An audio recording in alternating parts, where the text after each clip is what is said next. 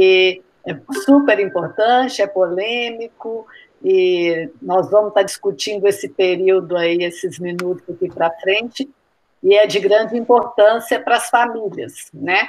Como a Fernanda falou, eu sou da odontopediatria, né, e eu coordeno a disciplina de bebês da UFMG. E o que eu vou conversar hoje, que eu trago para vocês, é a literatura, né, o que a literatura está nos mostrando, e também a experiência que eu tenho, tanto de consultório quanto na clínica de bebê, que a gente atende também, e temos alguns casos que nós fazemos lá. Tá? Então, Fernanda, queria agradecer, uma honra enorme estar aqui com vocês, e vamos deixar as perguntas para o final, mas se quiserem me interromper, Fernanda, fique à vontade também, tá bom? Tá bom, ótimo. Então, um prazer enorme estar nesse agosto dourado, falando sobre esse tema super importante da amamentação e trazendo aí a anquiloglossia, o aleitamento nas diretrizes do Ministério da Saúde, né? Então, nós vamos estar falando aí sobre a anquiloglossia, que é quando a gente tem essa linguinha ou curta ou espessa, com alguma alteração que limite o movimento dessa língua, desse bebezinho,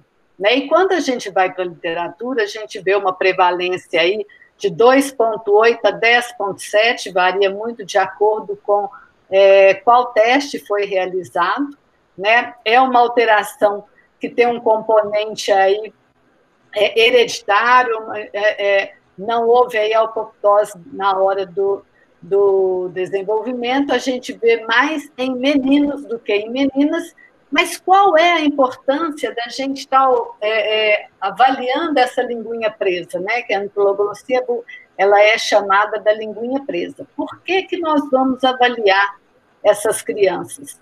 Por quê? Essa linguinha, ela tem papel fundamental na amamentação, e nós sabemos toda a importância da amamentação na vida dessa criança, não só em relação à nutrição, né? Então, nós temos todo o desenvolvimento, todo o aspecto emocional, a importância para essa mãe. Então, essa linguinha conseguir levantar e conseguir fazer essa sucção bem feita do leite vai fazer toda a diferença na vida dessa criança e dessa mãe também. E quando a gente tem um freiozinho muito curto, e eu não vou trazer para vocês o diagnóstico, a Camila vai estar conversando com vocês sobre a etiologia, sobre os tipos de freios, o diagnóstico mais profundamente. Então, nós vamos trabalhar em relação ao o que causa essa anquiloglossia, essa linguinha presa. Como ela limita o movimento dessa língua, a criança tem uma dificuldade de pega. Ela não consegue fazer uma abertura muito boa de boca, tá? Ela não consegue manter essa pega. Então, muitas vezes, ela vai pegar, ao invés de abocanhar toda a auréola da mãe, ela vai abocanhar o bico da mama da mãe, tá? Outra questão que vai estar acontecendo, ela vai ter que fazer várias sucções antes de deglutir, ela vai ter que puxar muito esse leite, ela vai ter que se esforçar muito. Então, a mamada demora demais, então a mãe fica muito tempo dando a mama para essa criança, e logo depois essa criança não está saciada, veio pouco leite, ela não está saciada, em pouco tempo, intervalos curtos, essa criança vai querer mamar de novo. Então, isso faz com que ela canse demais, né? Muitas vezes o bebê começa a perder peso, né? Começa a ferir o seio da mãe, então a mãe começa a sentir dor, né? E interfere muito na qualidade de vida, tanto do bebezinho quanto da mãe. Então, é um momento que a gente tem que estar trabalhando muito com esse binômio, e é um tema que tem que ser alertado no pré-natal da gestante, porque muitas vezes acontece as dificuldades na amamentação, mas a mãe não consegue ligar que a dificuldade da amamentação é porque a linguinha não consegue elevar o suficiente para poder ter o estímulo do leite e ela fazer uma amamentação tranquila. Então, é sempre que a gente faz, lá na faculdade, nós temos, além da disciplina de bebê, nós temos uma disciplina de atendimento à gestante. Então, essas gestantes são preparadas para amamentar e caso tenha alguma dificuldade também para procurar a orientação. E quando a gente vai para a literatura, né, peguei aí literatura recente, sempre tem um relato de que o freio curto, essa limitação, essa ancloglossia, ela está associada a dificuldades na amamentação. Entretanto, essas evidências não são robustas, tá? Tem pouca, como é uma metodologia difícil, os estudos normalmente têm um número pequeno, um acompanhamento pequeno, então a gente precisa ter mais estudos mais robustos, ensaios clínicos bem controlados para a gente poder ter essa associação clara. Mas todos os artigos eles falam que esse freiozinho curto ele está associado à dificuldade da criança de sugar, da mãe ter mais dor e da possibilidade da gente ter um desmame precoce dessa criança, né? Então, esse também é recente agora, de 2020, uma revisão sistemática, né? Então, ele coloca que existe uma pequena evidência sugerindo, né, que o freio vai melhorar, que uma frenotomia, uma cirurgia do freio, ele vai melhorar essa amamentação, né, e essa dor da mãe, mas os estudos são inconsistentes por causa da metodologia, ainda que é fraca. Então, nós temos que evoluir. Mas o que eles trazem? Essas crianças que têm freio, a ancloglossia, entre 2% e 10%, dessas crianças, 25% a 80% terão problemas com a amamentação, tá? E as evidências, então, da frenotomia de melhora na amamentação e na dor continuam fracas e a gente tem que melhorar. E o que tem mostrado que quanto menor a distância entre o ápice da língua e a inserção do freio, então quanto mais o freio é curto e limitado, maiores são as dificuldades. Então aqui só para mostrar a distância normal seria entre 10 e 11 milímetros. Então o que a gente tem que concluir? Que bebês que têm dificuldade em amamentar, a gente tem que examinar o freio. Pode ser que seja a ancloglossia que seja o fator que está impactando. E é muito importante a gente lembrar que não é só o freio, tá? Então, a gente tem aí, principalmente em mães de primeira viagem, a gente tem dor na amamentação, a gente ainda tem uma adaptação nas primeiras semanas entre mãe e bebê. Então, a gente não pode falar que é sempre o freio que está causando o problema de amamentação, tá? Então, aquele problema inicial no recém-nascido, ele pode ser transitório. Então, pode ser só aquela aprendizagem da mãe com seu filho, e que isso vai passar e que se vai resolver, tá? Com a ancloglossia, a persistência de dor e de ferir a mãe dela ter problema aumenta de 36% a 80%. Então, isso nos leva a ver que é muito importante a gente ter um consultor de amamentação acompanhando, seja um enfermeiro, seja um fono, tem que ser uma pessoa que entenda sobre o mecanismo de amamentação, tá? Então, isso é essencial. E na hora de avaliar essa criança, tem que avaliar o contexto como um todo. Então, nós vamos avaliar a individualidade do bebê. Existe algum outro problema nessa criança? Alguma alteração de palato? Alguma questão sistêmica? Nessa família, quais são as crenças dessa família? Qual é a vontade dessa família, dessa mãe, desse pai, de estarem promovendo a amamentação? Né? É super importante avaliar não só a questão anatômica do freio, mas a dinâmica da amamentação, o tipo de mama da mãe, o tipo de bico, como que é, né? As experiências que ela tem, é primeiro filho, não é? Então, tem que se avaliar todo o contexto dessa criança, né? E o grande objetivo é a gente evitar um desmame precoce, porque se a mãe começa, a criança tem perda de peso, a criança não está conseguindo amamentar, está ficando irritada, chora demais, a mãe está doendo, aquilo ali fica muito dolorido para a mãe. Então, às vezes, eu tenho mães que me ligam chorando e falando assim, se você não fizer alguma coisa, eu vou parar de amamentar hoje. Aí eu falo assim, calma, me espera, a gente vai avaliar e a gente vê um resultado muito bacana. Tá? Então, o objetivo é manter essa amamentação por mais tempo, por todos os benefícios que ela traz. Qual que é a questão da triagem do teste da linguinha? Que não existe ainda aquele consenso qual que é o teste mais indicado e os estudos ainda não estão robustos. Então, falta uma padronização e o problema, o grande problema é o subdiagnóstico ou o sobrediagnóstico, levando a uma a mais cirurgias do que o recomendado.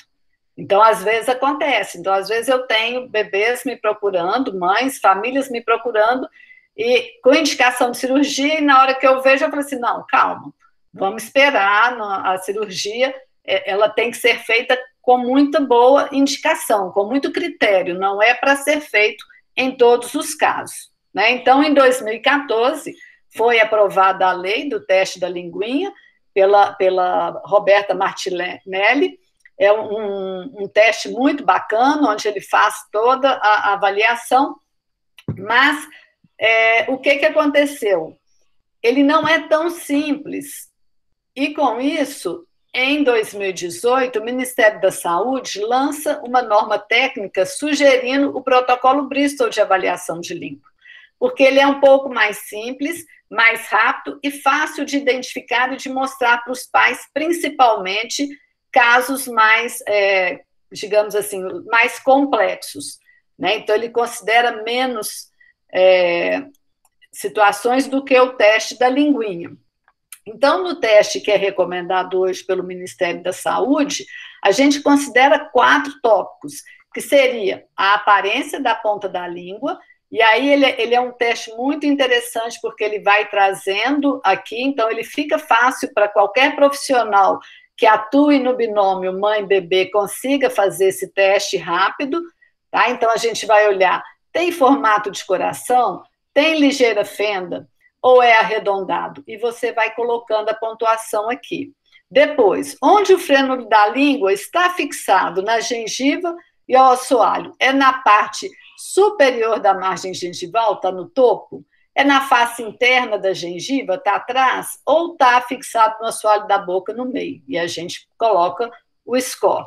Depois, o quanto a língua consegue elevar com a boca aberta durante o choro? Aí a gente tem que avaliar o choro com a criança chorando. A elevação mínima, tá? A elevação apenas das bordas da língua em direção ao palato e quando ela levanta completamente. E a projeção da língua, que às vezes não é tão simples de examinar, é quando a gente tem a ponta da língua atrás da gengiva, quando ela fica sobre a gengiva ou quando ela se estende sobre o lábio inferior. Então, ele é um teste simples, ele é rápido, objetivo. O ideal é que ele seja feito na maternidade, nos primeiros dias. E, muito importante, na dúvida, tem que falar com essa mãe e reavaliar depois, tá? Aqui, ele é ao contrário do teste da linguinha, no teste da linguinha, quanto maior o score, maior a probabilidade de indicação de cirurgia. No Bristol, é o contrário. Quanto menor o score, maior é a probabilidade de cirurgia. Então, quando a gente tem de 0 a 3, a gente vai avaliar pega, avaliar amamentação, avaliar fluxo, e, se tiver tudo ok, indicar para cirurgia. Quando tem 4 a 5, monitorar acima de 5, que é de 0 a 8, está ok. Então, ele é fácil de examinar. Mas o que acontece ainda? Os estudos, como eu falei no início, os estudos não são robustos ainda. Então, a gente não tem um padrão ouro que tenha uma acurácia definida com as evidências científicas. Então, tanto a Sociedade de Pediatria quanto a Associação Brasileira de Odontopediatria, eles não estão indicando ainda como obrigatoriedade, justamente pela falta de evidência ainda, que faltam os estudos longitudinais para a gente ter o resultado. Mas quando a gente tem, então, os scores que nos indicam que essa anquiloglossia está afetando essa amamentação, a resolução que a gente vai ter é cirúrgica. né? Então, diferente do freio do lábio, que normalmente há uma regressão com o tempo, então é muito raro a gente precisar fazer uma cirurgia do freio labial.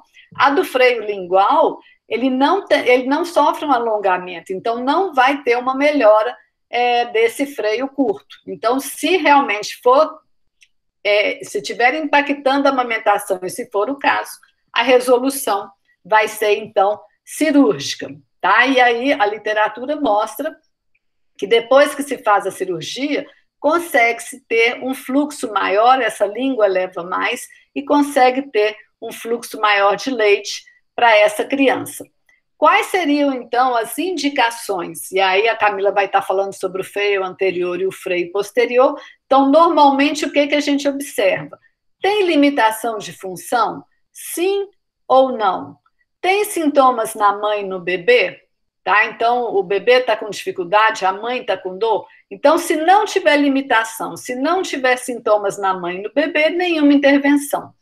Se tiver função limitada e a gente tem, tanto na mãe quanto no bebê, algum sintoma, estaria indicado, então, a cirurgia de freio.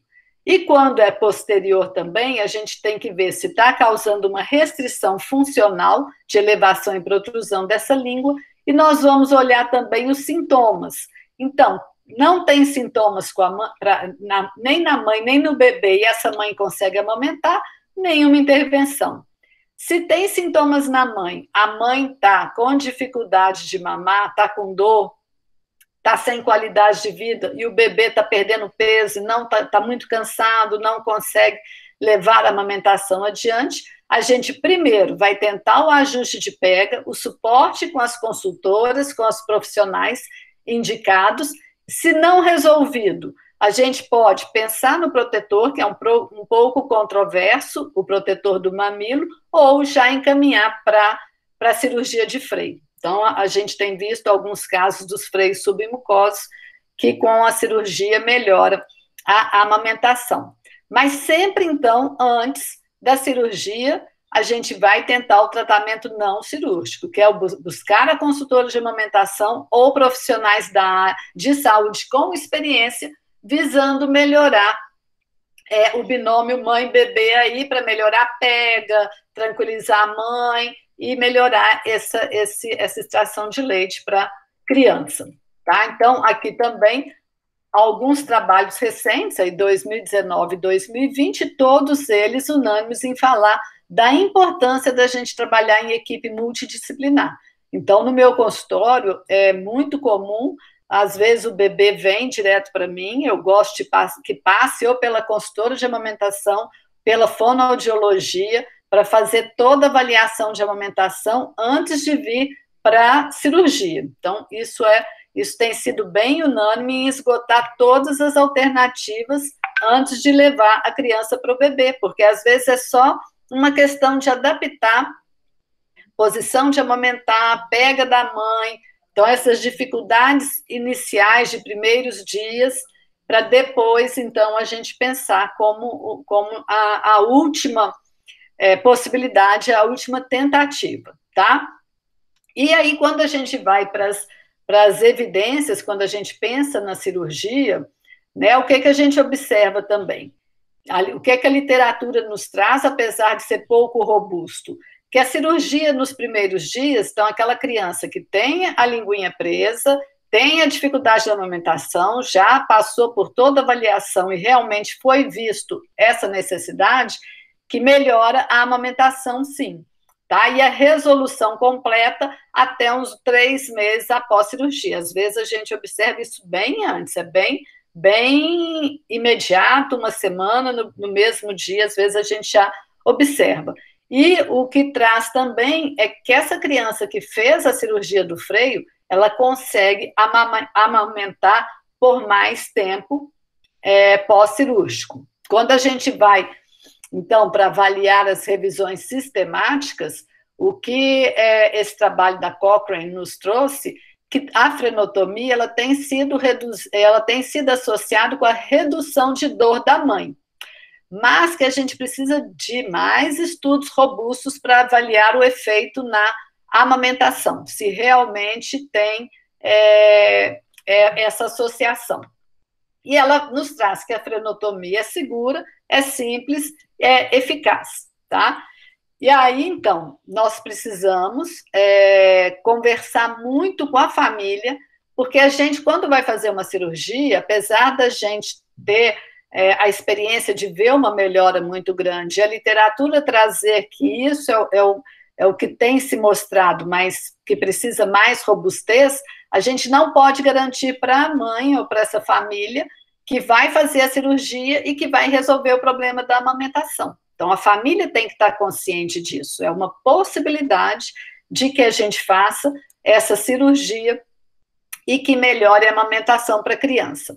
Esse trabalho nos traz outra questão, tá? Que a questão da cirurgia, ela tem que ser bem feita. Então, não adianta, às vezes as pessoas acham que é só vir, dar um piquezinho e acabou, e deixam a parte de trás, que está prendendo também, e não vai ter resultado. Então, a cirurgia ela tem que ser completa, tá? Então, quando a frenotomia é incompleta, a criança continua com problema de amamentação.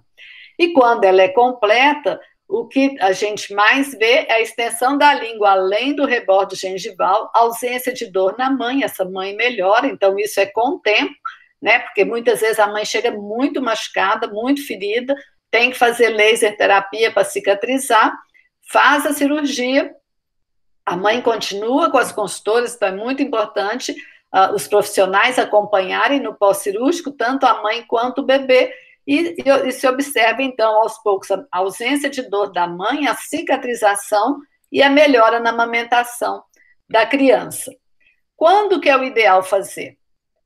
Logo que a gente vê que realmente está impactando. Então, a gente costume fazer, às vezes, a cirurgia com poucos dias de vida, né? Às vezes com um mês, às vezes a mãe tenta um pouco mais. Então, é na hora que se chegou ao diagnóstico e antes que a mãe faça o desmame. Então, tem que ter aí, é muito importante esse acompanhamento de algum profissional de saúde depois que saiu da maternidade. Então, o primeiro passo seria na maternidade, avaliar, explicar para a mãe e fazer depois, 30 dias depois ou antes, ter um contato que essa mãe possa falar, olha, estou com dificuldade, me ajudem, justamente para a gente não deixar essa mãe desmamar, tá? Então, quanto mais cedo a gente fizer essa cirurgia, a gente observa aqui um freiozinho bem preso, então tem alguns casos que não tem muita dúvida. E o que a gente observa é isso, para cada dia que a mãe sente dor nas primeiras semanas, mais fácil é essa mãe desmamar. Então, graças a Deus, hoje a gente sabe da importância da amamentação e as mães estão bem conscientes, a gente tem visto mães que estão insistindo, que mesmo com dor buscam profissionais e que querem manter essa amamentação por mais tempo, justamente pelo benefício de vida toda. Vamos falar um pouquinho da cirurgia, né? Então a gente tem que estar com a mesa toda pronta, tem que ter uma equipe toda pronta, já preparada para fazer essa cirurgia, né? Então é muito comum a gente ter crianças bem pequenininhas, né? Então, como que a gente faz? Existe uma caminha, que é a Macri, que a criança fica, a gente embrulha ela com a cobertinha estéril. Então, a família tem que ser preparada. Então, a gente explica sempre antes todas as possibilidades para a família e explica que não é 100%, né? Que essa criança volte a aumentar, que pare a dor. Então, não existe o 100%. Então, a família já fez todas as tentativas e a gente fala, então, como é a cirurgia. Como que a gente faz? Ou o pai ou a mãe, quem que está mais tranquilo, vai ficar responsável pelo corpinho da criança. Então, tem uma secretária que fica responsável pela cabecinha da criança, eu fazendo a cirurgia, ou o profissional que for, e uma outra pessoa ainda cuidando de sucção e tá por conta. Então, tem que ter uma estrutura, porque apesar de ser uma cirurgia simples, ela é uma cirurgia delicada, né? Existem os seus riscos. Outra coisa importante que a gente tem que preparar a mãe, que o choro é normal, né? Eu vou estar trabalhando dentro da boquinha da criança e por baixo da língua. Então, só de eu levantar a linguinha dela, essa criança está chorando, tá? Então, a gente tem que ter uma estabilização muito boa, um apoio de cabeça muito bom, para que a gente não tenha nenhum problema.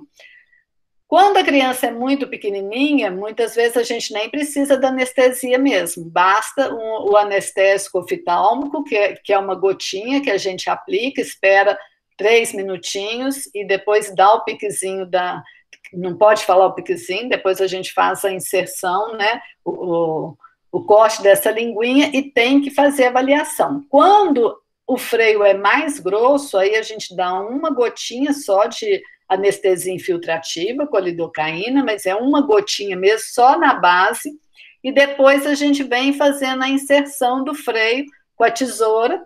Temos que verificar, aqui ainda tem um freio prendendo, então a gente tem que vir apalpar esse freio para ver se tirou tudo.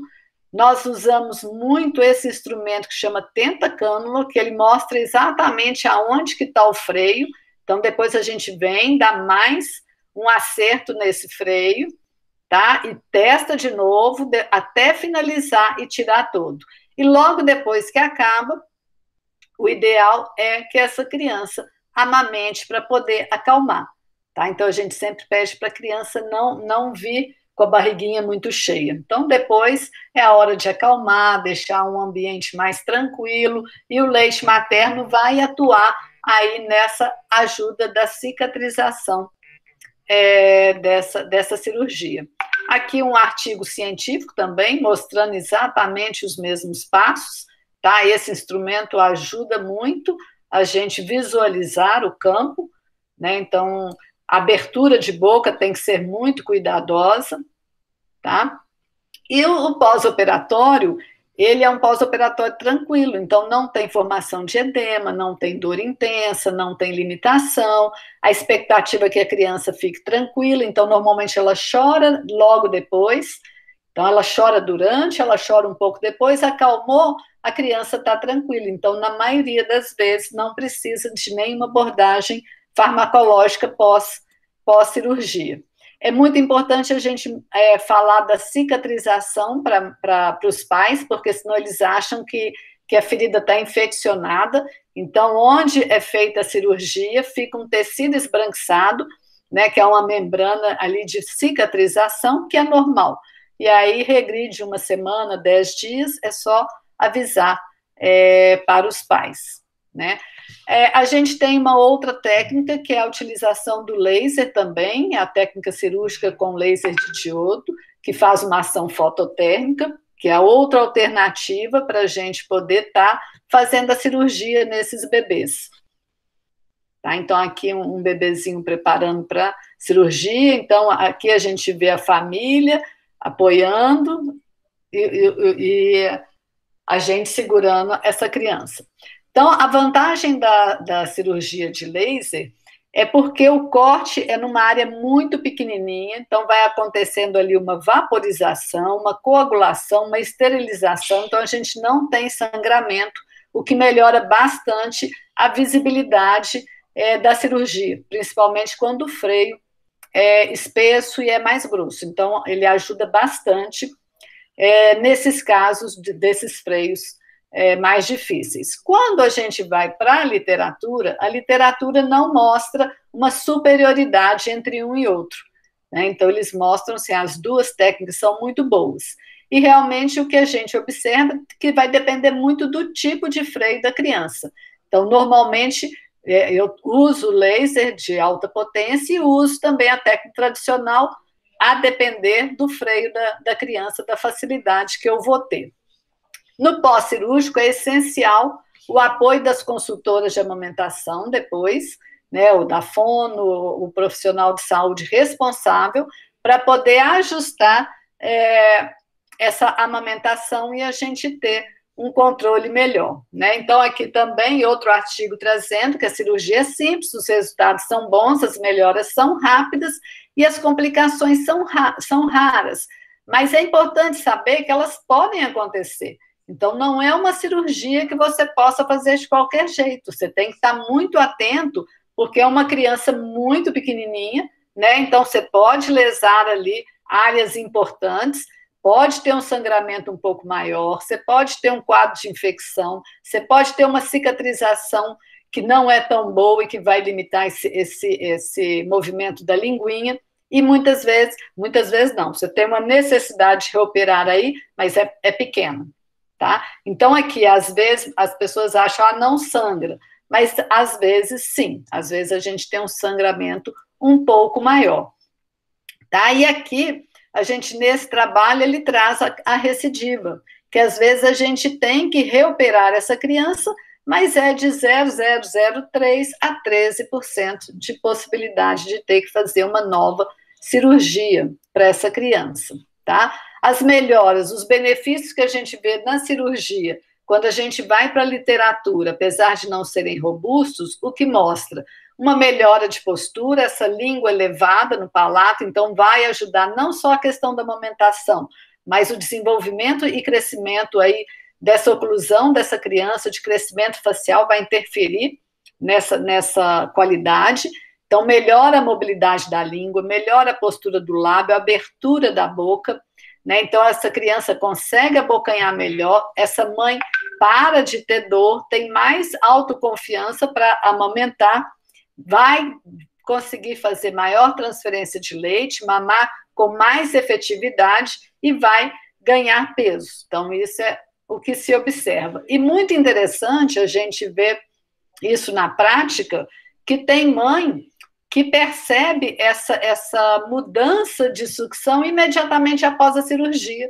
Na hora que a gente sai da cirurgia e coloca a criança para amamentar, a mãe já fala, já senti diferente. E é uma taxa bem expressiva. Então, 91% considera que a amamentação melhora depois, e 45% imediatamente após a cirurgia. Então, a gente sempre fala com a mãe, você pode sentir uma melhora imediata, como uma melhora daqui a uma semana, daqui a 2 semanas, às vezes até 3 meses. Então, ontem uma mãe me ligou, que fez a cirurgia no início de agosto e queria que eu já reoperasse, porque ela continuava com dor. Eu falei com ela, calma, você operou tem pouco tempo, vamos aguardar um pouco, vamos observar. Então, às vezes, essa melhora é um pouco mais gradativa, apesar de muitas crianças serem bem rápido, tá? Saiu agora, em 2020, um consenso em relação à anquiloglossia, então ele traz uns quadros interessantes, tá? Então, aqui o que foi realmente de consenso, eles avaliaram com os profissionais, e o consenso de que a anquiloglossia é uma condição que limita essa mobilidade, sim, né, causada pela linguinha pequena. Ela tem sido descrita como anterior ou posterior, depois vocês vão ver, tá? Tem ocorrido um pouco de sobrediagnóstico, então a gente tem que tomar cuidado, e às vezes um pouco de cirurgia a mais. É isso que a gente tem que tomar cuidado para não ter cirurgias a mais, né? Foi consenso também que as dificuldades na amamentação são comuns para quem tem a anquiloglossia, né? Mas aqui chama atenção que pode ser por outros fatores também, então a importância da gente avaliar todo o mecanismo da amamentação, toda a anatomia da língua antes de encaminhar essa criança para a cirurgia. Então tem que ser feita essa história minuciosa e fazer essa avaliação com os profissionais responsáveis antes de indicar, tá? Essa cirurgia. E qual que é o objetivo da gente fazer uma frenotomia, da gente examinar esse bebê? É justamente melhorar a qualidade de vida dessa família, né? Então, a mãe que está sentindo dor, que aquilo fica muito difícil, é muito pesado para ela. Então, quando você libera essa criança, faz essa cirurgia, que tem sucesso e que ela consegue ter uma amamentação tranquila, a vida da família muda completamente. Então, é uma cirurgia que, quando eu faço, é a cirurgia que mais me dá prazer de ver o resultado. Então, eu lá na clínica e na faculdade, a gente observa aí também bem semelhante ao que eu vejo na literatura, que é um padrão de 90% a 95% de sucesso da cirurgia em relação à amamentação, ao tempo de amamentação e a melhora de dor da mãe, tá? Então, o que a gente quer é promover essa amamentação por mais tempo e que depois também a introdução alimentar venha tranquila, porque não é só a amamentação que a linguinha vai interferir. A gente tem que pensar nessa postura de língua também para quando essa criança for começar a mastigar, para não atrapalhar essa introdução alimentar, que é extremamente importante para essa criança, e depois para a fala, para a mastigação, para todas as outras funções. Né? Então, esse é o grande objetivo da gente fazer essa triagem e de promover essa cirurgia quando realmente necessário, né? E eu agradeço muito, agradeço novamente o convite. Vou parar, então, aqui com a tela para a gente poder ir às perguntas. Fernanda, nossa, foi ótimo. Foi bom, espero que vocês tenham gostado.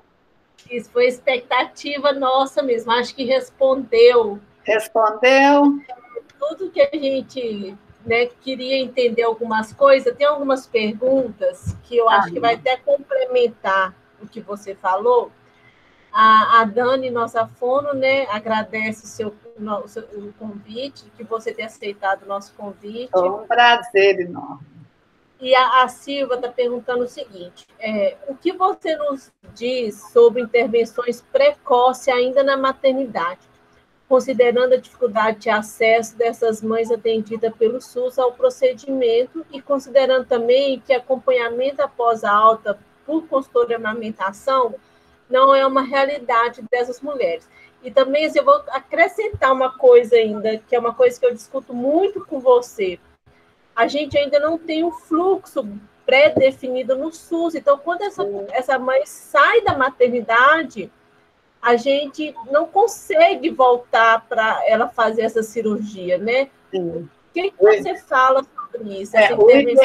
O ideal é já detectar na maternidade e já fazer essa cirurgia, quando você já tiver a certeza absoluta que está bem indicado.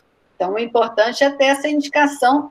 E o mais importante aí, vocês dentro do hospital, vocês têm toda a equipe multiprofissional aí, né? Então, são vários profissionais avaliando e sendo detectado. Tem casos que é muito claro. O ideal é que já faça na própria maternidade e essa mãe já sai tranquila de lá, porque a cirurgia, ela principalmente fazendo com essa criança bem pequenininha, ela é simples de fazer, né? E você vai melhorar em muito a qualidade de vida dessa criança.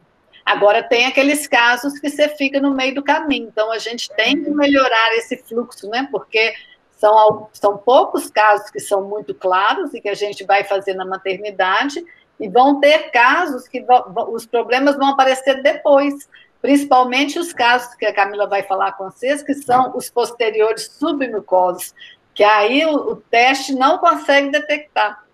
Então, esses casos são mais difíceis, porque você, aparentemente, a linguinha está bem, mas você tem um freio que, na hora que você faz o exame, você vê o freio posterior lá atrás. Esse é mais difícil de ser detectado na maternidade.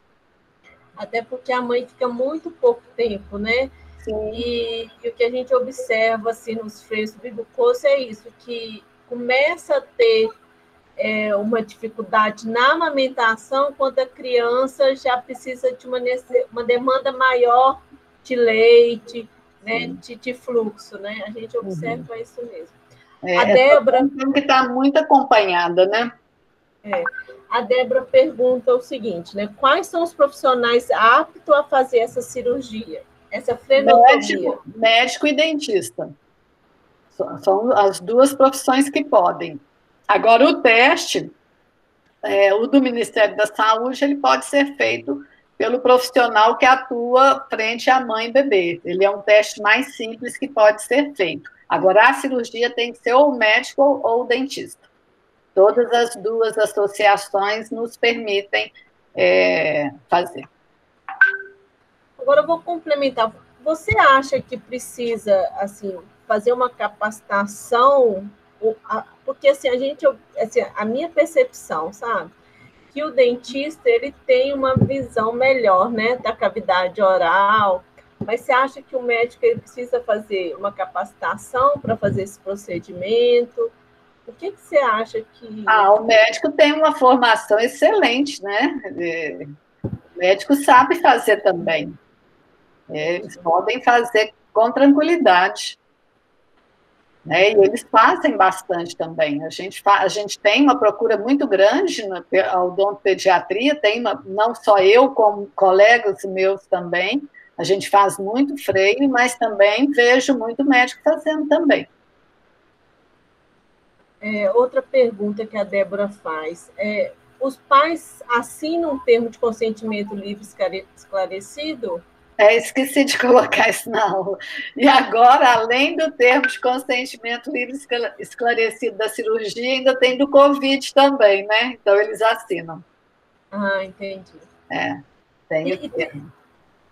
A Débora pergunta sobre os cuidados pós-operatórios, mas eu acho que isso já foi bem explicado. Outra coisa, esse acompanhamento deve acontecer após quanto tempo e qual a periodicidade desse acompanhamento?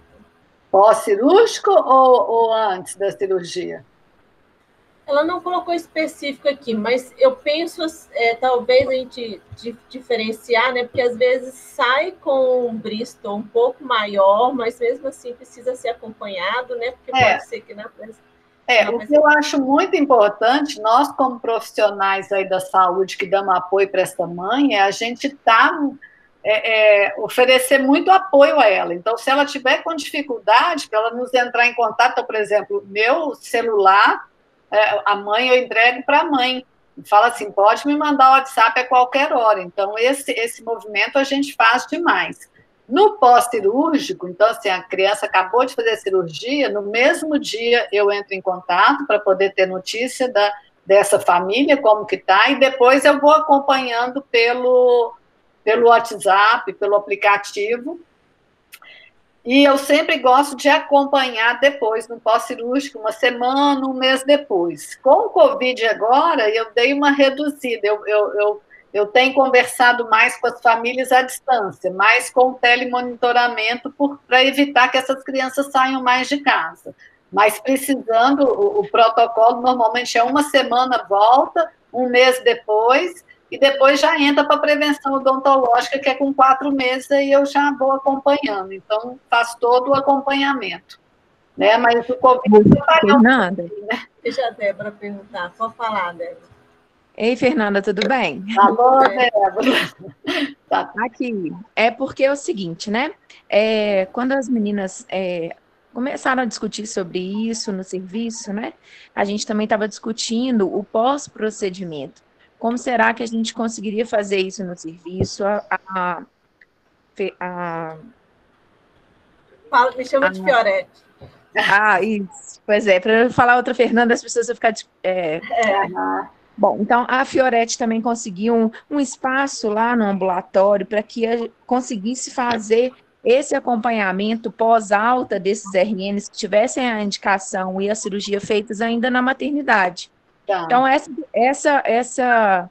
essa demanda, né, e esse conhecimento para saber de quanto em quanto tempo seria esse acompanhamento, quem são as pessoas envolvidas no acompanhamento, depois de quanto tempo pós-cirúrgico esse menino vai fazer acompanhamento, por exemplo, com o odonto, como você falou. Então, são coisas que ainda a gente tem um baixo conhecimento mesmo. A gente queria saber da experiência de vocês. A demanda é pequena, viu? Ela não é grande, não, porque o resultado que a gente tem com a cirurgia, ele é muito bom. Então, assim, a gente vê realmente, assim, 90%, 90 e poucos por cento, que essa mãe vai conseguir melhorar a amamentação a grande questão aí que a gente observa é assim, mãe parou de ter dor, excelente. Criança está ganhando peso, excelente. Então, a gente tem que avaliar quando ela volta no pediatra. Então, eu não acredito que vai gerar uma demanda muito grande para vocês, não. É a gente avaliar logo pós, uma semana depois, e assim, nas consultas de pediatria, essa criança está ganhando peso, porque hoje a odontopediatria, o ideal é que a odontopediatria comece aos 4 meses. Que é antes mesmo do dentinho aparecer. 4, 6 meses, essa criança já está no consultório. Então, aí a gente já continua fazendo esse acompanhamento. Então, não vejo necessidade de ter uma demanda grande, não. É só se acontecer de não ter resultado e essa criança não ganhou peso. Então, é toda conscientização completa, procurar, né? Se ela não tiver alcançado o resultado. Deixa eu te perguntar uma coisa. No SUS, existe esse serviço de acompanhamento do odontopediatra sistematizado?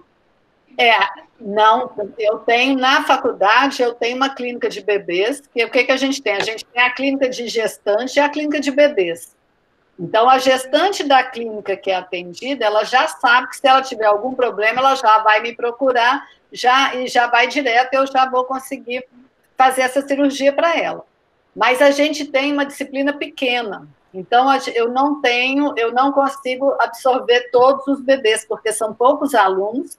E o que acontece? Como são alunos de graduação, eu não deixo eles fazerem. Então, ou sou eu ou algum outro professor que faz a cirurgia, e a gente deixa eles assistirem, porque apesar de ser teoricamente simples, é uma criança muito pequena, é muito delicado. Então, a gente não pode correr risco com esse bebê. Então, esse fluxo é que ainda não está bem estruturado para a gente poder ter essa demanda certinha, né, resolvida. Ok, obrigada. A palestra foi ótima, esclareceu bastante para a gente. Vamos ter muitas discussões agora para frente embasadas. E eu estou muito aberta a qualquer coisa que vocês precisarem, tá? Estou à disposição de vocês. Como não são tantos casos, às vezes eu consigo absorver lá na faculdade. O grande problema é que agora nós estamos totalmente parados, né? A faculdade voltou só a parte teórica. A prática não voltou ainda, então a gente não está atendendo. Entendi. Que bom. Obrigada. Nada. Obrigada, Débora. Ô, Fernanda, eu queria só enfatizar uma coisa que você falou, né? Às vezes, eu sempre falo muito lá no hospital, a gente precisa trazer a avaliação do freio para o nosso primeiro exame do bebê, né? Não direcionar, acho que o objetivo principal do Ministério da Saúde foi esse, né? Trazer um protocolo mais simples para que toda a equipe, né? Porque para não perder aquela avaliação, né? Da mesma, né? Para não ficar determinado apenas para um profissional, mas um protocolo simples, que ele não é um protocolo tão completo, né, que avalia o freio com a amamentação, mas dá um embasamento para a gente começar alguma coisa. Sim. Né? Então, só enfatizar bastante isso que você falou, para todo mundo colocar isso na cabeça, né? Ele tem que começar a fazer parte da gente, né? Quando o fono vou avaliar, quanto enfermeiro, nutricionista, que o freio faz parte, né? Vou avaliar o freio também. E é isso que a gente tem, né, tentado trazer lá para o hospital. A gente construiu um protocolo piloto e a gente está, né, trabalhando em cima dele. É igual a Débora falou, a gente tem um ambulatório, né, de amamentação assim, pequeno ainda, a gente está tentando acompanhar. E outra coisa também é enfatizar a necessidade de estudo longitudinal, né? Até para a gente conseguir, né, conhecer melhor. Vocês, né? Agora, é muito importante vocês que estão com as gestantes, né, e com as mães, dessa conscientização, porque às vezes não foi detectado, e aí se não falar nada e essa mãe tiver dificuldade depois, muitas vezes ela não associa a língua. Então, é muito comum chegar lá e falar assim, nossa, nunca imaginei que fosse a língua.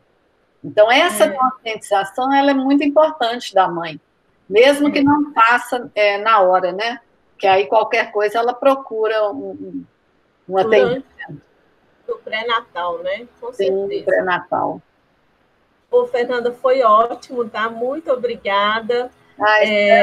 Respondido algumas coisas. Respondeu tudo. Tem muita gente agradecendo aqui.